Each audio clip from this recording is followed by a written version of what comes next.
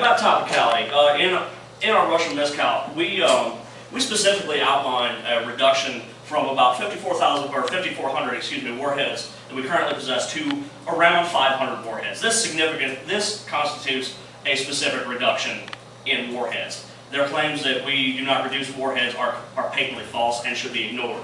We also restrict missions by reducing our current targeting posture from a counterforce posture to that of a second strike posture against targets of value in the enemy nation, which also constitutes a clear restriction in missions. We've stated this time and time again when we've been asked to clarify our plan.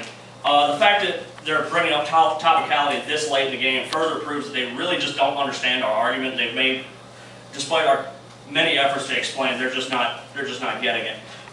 Which brings me to another thing. Topicality should be in the 1NC. Topicality should be the very first thing up front. If we're allegedly not topical, you should tell us right up front.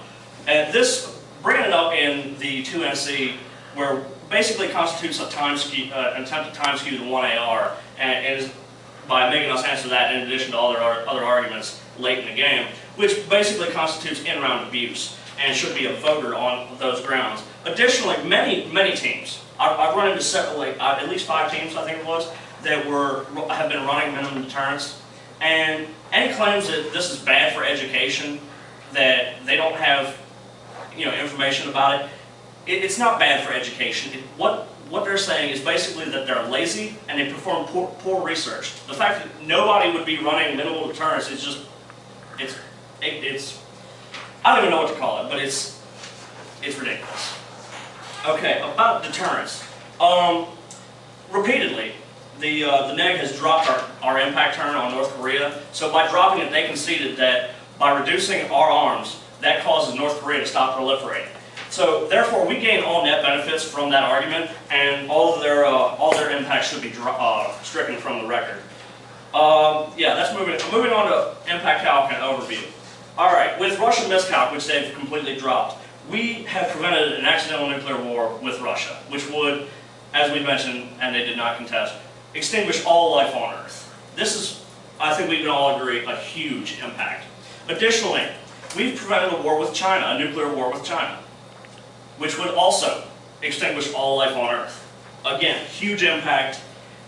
And again, we also caused North Korea, as they've admitted, to reduce their nuclear program and possibly eliminate it. So that's 3 pretty large-scale net benefits compared to, well, basically they've offered no reason why you shouldn't drop NEG. Why you shouldn't vote AF. Yeah, I don't know what I was saying just then, but like I said, they've offered no reason to not vote AF for the simple fact that they dropped their diplomatic focus disad. They've also dropped the impact turn, so we gain net benefits there.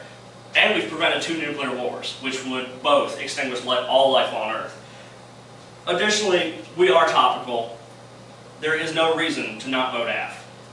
And because there's no reason been put forth to vote AF, the AF is assumed, AF receives assumption there that they would vote AF. Again, there's really no reason to not vote AF. We've adhered to the resolution. We've reduced nuclear weapons. We've reduced and restricted missions. We've prevented 2 nuclear wars and provided a stabilizing force in Southeast Asia by causing North Korea to reduce or eliminate their nuclear program by eliminating any threats that they would feel coming from our counterforce posturing, which we're doing away with. So in the end, you should vote AF because we've prevented basically 3 wars. Because eventually North Korea would probably have turned into a war. Let's be honest here. We are topical, and they've offered no reason not to. So I would urge you, Judge, vote AF. Everyone look at me.